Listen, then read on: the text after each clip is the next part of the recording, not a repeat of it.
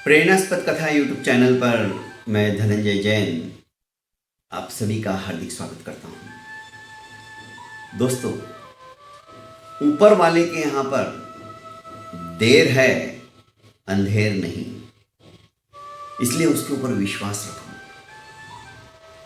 एक छोटी सी कहानी के द्वारा आज यह बात समझने की हम कोशिश करते हैं।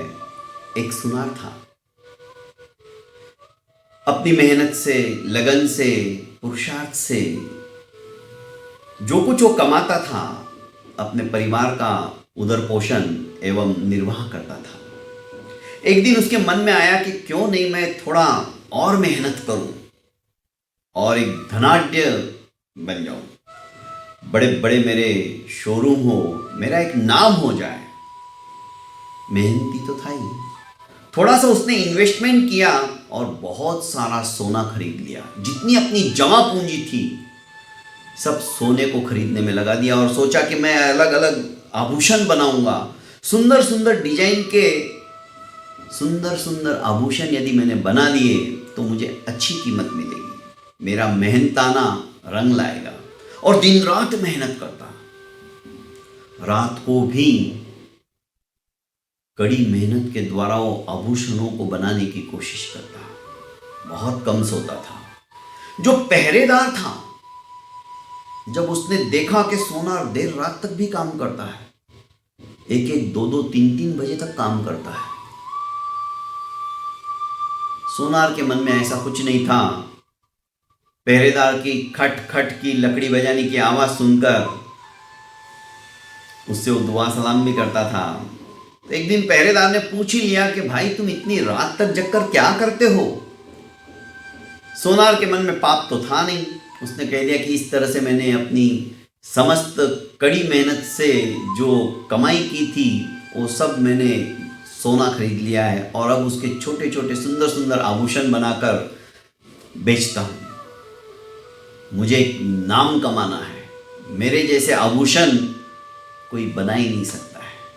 इस तरह के अलग अलग ढंग के अत्याधुनिक उस समय में जो प्रचलित थे डिजाइन, उसके अनुसार वो डिजाइन बनाकर मार्केट के अंदर बेचता था। भूरी भूरी तारीफ करते थे लोग भी उसके आभूषणों की। सोनार के इस तरह से मेहनत और धनाढ्य बनने की बात जब इसे पता चल गई तो इसके मन के अंदर लालच जग गया। सोचा कि एक दिन इस सोनार का ही काम तमाम कर देता हूं और इसके सारे गहने हड़प लेता हूं। क्यों मैं रात भर पहरा दूं, मेरी भी तो कोई जिंदगी है। पूरे नगर के अंदर घूम घूम कर मैं लकड़ी खटखटाते रहता हूं, जागते रहो कहता हूं। कहीं चोर ना आ जाए तो मैं खुद ही चोरी कर लेता हूं, हमेशा की झंझट ही समाप्त हो जाएगी। यही सोचकर 3 बजे का समय होगा, सोनार सोया ही था थका हारा। ये दबे पांव से सोनार के घर के अंदर घुसता है और सारे आभूषण उस एक छोटे से संदूक के अंदर रखता है और वहां से निकलने की कोशिश ही करता है कि इतने में सोनार जग जाता है। सोनार ने कहा कि भाई तुम भीतर कैसे क्या आए। पहरेदार सोचता है कि अब तो पोल खुल जाएगी, हाथापाई होती दोनों के अंदर। आखिर पहरेदार सोनार का खून कर देता है, सोनार को मार देता है और वो पेटी लेकर, संदूक लेकर जैसे ही वो बाहर निकलता है, पड़ोस में जो व्यक्ति रहता है, बहुत सज्जन पुरुष, धर्मात्मा, वो उसे देख लेता है कि भाई तुम ये पेटी लेके कहां जा रहे हो और सोनार के घर से इतनी रात को निकल रहे हो, तुम तो पहरेदार हो, तुम्हें तो बाहर होना चाहिए। उसे कुछ डाउट आता है, शंका होती है। अब ये सोचता है कि लो, अब तो मैं बिना मतलब मारा जाऊंगा। उसने कहा कि देखो भाई, इस संदूक के अंदर सोनार के आभूषण हैं, हम दोनों आधे आधे बांट लेते हैं, तुम सिर्फ अपना मुंह बंद रखो। उसने कहा नहीं, मैं ऐसा नहीं कर सकता, मैं अन्याय और अत्याचार से उपार्जित धन को कभी भी हाथ नहीं लगाता हूं। बहुत समझाने की कोशिश की इस पहरेदार ने, पर पड़ोसी नहीं माना। आखिर उसने देखा कि अब तो मैं मारा जाऊंगा। उसने तत्काल शोर मचाना चालू किया और अड़ोसी पड़ोसियों को शोर मचाकर जगा दिया और कहने लगा कि देखो देखो, ये पड़ोसी सुनार के यहां से संदूक उठा लाया है जो मैंने इसके हाथ से खींच लिया। मेरे रहते हुए भला मैं चोरी कैसे क्या होने दूंगा। लोगों को लगा ऐसे कैसे हो सकता है, ये तो बहुत सज्जन पुरुष है। पर लोगों ने जब अंदर जाकर देखा तो सोनार की लाश पड़ी हुई थी। लहूलुहान था, खून हो चुका था। लोगों ने सोचा कि पैसा कुछ भी करवा सकता है, हो सकता है इस पहरेदार ने। और इधर अचानक अपने ही ऊपर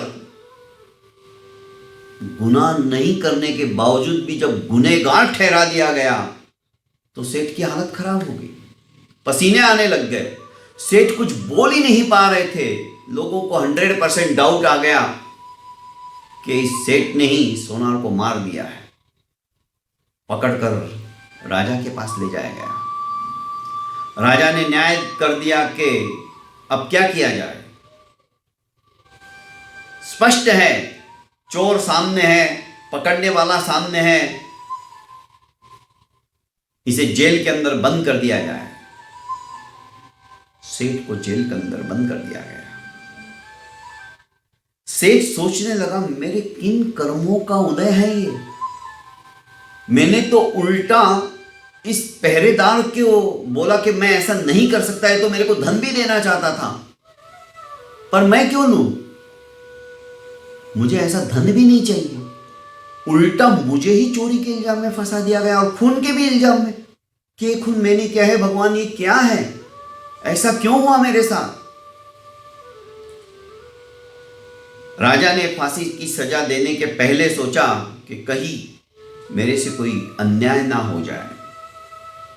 उसने अपने गुप्तचरों को भेजकर सेठ कैसा है, सेठ का व्यवहार कैसा है, सब कुछ जानने के लिए गुप्तचरों को तो छोड़ ही दिया था। पर राजा को लग रहा था कहीं कुछ तो गड़बड़ है, कि सेठ के चेहरे से ऐसा नहीं लग रहा है कि सेठ खून कर सकता है। गुप्तचरों ने भी आकर कहा कि महाराज, आज तक का सेठ का जो रिकॉर्ड है, सेठ सज्जन पुरुष है, धर्मात्मा पुरुष है। वो स्वप्न में भी चोरी करना तो दूर रहा, किसी के घर में सेंध लगाकर लूटना या किसी को अपशब्द कहना भी उनके खून के अंदर नहीं है। वे ऐसा कर ही नहीं सकते। तो ये तो खून हुआ है। जिसके खून के अंदर किसी के बारे में बुरा सोचना भी नहीं है, तो इतना बड़ा खून कैसे कर सकता है? महाराज ने एक योजना बनाई और अपने एक सिपाही को कहा कि तुम्हें यह काम करना है। लहूलुहान थी वो बॉडी, मृत जैसा लग रहा था, मृत्यु हो चुका था। महाराज ने उस पहरेदार की ड्यूटी जेल के अंदर लगा दी थी और कहा कि किसी एक को नहीं, इसी सेठ को लेके जाओ, ऐसे भी इसको कल फांसी की सजा देने वाला हूं। और वो जो लाश पड़ी हुई है, तुम दोनों मिलके उसे उठा कर ले आओ।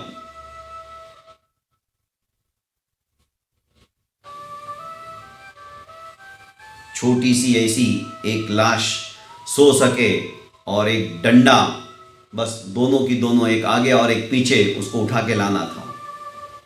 राजा ने काम तो दे दिया इन दोनों। दोनों पहुंचे वहां पर। लहूलुहान थी बॉडी, उसको उन्होंने उस शैया के ऊपर लिटाया और दोनों ने वो उठा लिया। रास्ते में ये पहरेदारी बोला कि सेठ, अब कल तो तुम्हें फांसी की सजा दे दी जाएगी। क्या मिला तुम्हें? यदि उस दिन तुम मेरी बात मान जाते तो आज तुम जेल के अंदर बंद नहीं होते, तुम्हें कल फांसी की सजा नहीं मिलती। और सोना भी, जो गहने थे वो भी आधे मिल जाते। तुमने मूर्खता की है। सेठ बोला कि बात तो तुम सही कह रहे हो, पर मेरा ईमान मुझे बेचने के लिए कभी भी मजबूर नहीं किया है आज तक। पर मैंने उस ऊपर वाले का भी न्याय देख लिया कि मैंने अच्छा कर्म किया, तुमने बुरा कर्म किया, फिर भी तुम आज सुख और चैन से आराम से घूम रहे हो, और मेरी पूरी नगर के अंदर बदनामी अलग हुई, इज्जत अलग गई। आज तक जो मैंने उपार्जित की थी एक सेकंड के अंदर समाप्त हो गई, क्योंकि ना तो मैंने चोरी की है और ना ही मैंने उनका खून किया है। ये तुम भी जानते हो कि दोषी तुम हो, पर तुमने बवंडर मचाकर, चिल्ला चिल्ला कर मेरे ऊपर सारा अपना दोष मढ़ दिया। कोई बात नहीं, मेरे ही कर्म शायद ऐसे थे जो मुझे आज ये सजा मिल रही है, पर दुख इस बात का रहेगा कि जो मैंने मेहनत से, लगन से और इतना परिश्रम करके नगर के अंदर जो मैंने इज्जत कमाई थी, वो इज्जत मेरी एक सेकंड के अंदर समाप्त हो गई। इस बात का मुझे हमेशा दुख रहेगा। इन दोनों का वार्तालाप, जो लाश खून से लथपथ था, सब कुछ सुन रहा था। महाराज के सामने वो लाश पटक दी गई। महाराज ने कहा कि सेठ, बस आज का ही दिन था तुम्हारे पास, कल तो तुम्हें फांसी की सजा दी जाएगी। इतने में वो लाश उठकर बैठ गई और कि नहीं महाराज, आप इस तरह से अन्याय नहीं कर सकते, मैंने सब सुन लिया है। दोषी ये पहरेदार है, और रास्ते में जो भी वार्तालाप इन दोनों का हुआ उसने राजा के समक्ष सुनाकर बता दिया। अब इसे काटो तो खून नहीं। 2 फटके लगते ही पहरेदार सब कुछ सच सच उगलने लग गया और उसने अपना गुनाह कबूल कर लिया। सेठ ने कहा, महाराज, इसमें इसका दोष मैं नहीं मानता हूं, इसके भी कुछ कर्म ऐसे होंगे जो आज इसको पहरेदार होते हुए भी चोरी करने की इच्छा जागृत हुई। शायद इसको पूरा पगार नहीं मिलता होगा, पेट पूरा भरता नहीं, तभी आदमी पड़ोसी के पास जाके कहता है कि कुछ एक आधी रोटी या कुछ सब्जी हो तो दे दो। यदि आपके राज्य के अंदर इसे भरपूर पगार मिलता तो शायद ये चोरी करने का नहीं सोचता। रही बात मेरी, तो मैंने ऐसे कुछ कर्म किए होंगे जो मुझे आपने सजा सुनाई बिना कुछ सोचे समझे। इसने हो हल्ला किया और अड़ोसी पड़ोसियों ने भी मुझे ही दोषी ठहरा दिया, जबकि वे मुझे अच्छी तरह से जानते हैं, पर मेरी इज्जत तो एक सेकंड के अंदर समाप्त हो गई। सब कर्मों की लीला है। राजा को सेठ की बात यहां तक महसूस होने लगी। राजा ने कहा, तुम्हारी इज्जत गई नहीं, तुम्हारी इज्जत को मैं और ज्यादा बढ़ाऊंगा। और दूसरे दिन एक सुंदर सा रथ सजाया गया। रथ के अंदर स्वयं सेठ को बैठा दिया गया और राजा खुद सारथी बनकर नगर की परिक्रमा लगा रहे हैं। लोग देखते रह गए। आखिर लोगों को पता चला कि सेठ सचमुच में सत्यवादी है, कभी भी किसी का अहित नहीं सोच सकता है, गलत नहीं कर सकता है। दोस्तों, उस ऊपर वाले के यहाँ पर हमेशा देर हो सकती है, पर अंधेर कभी नहीं हो सकती है। इसलिए उसके ऊपर विश्वास रखना सीखो, सब कुछ अच्छा होगा। बहुत बहुत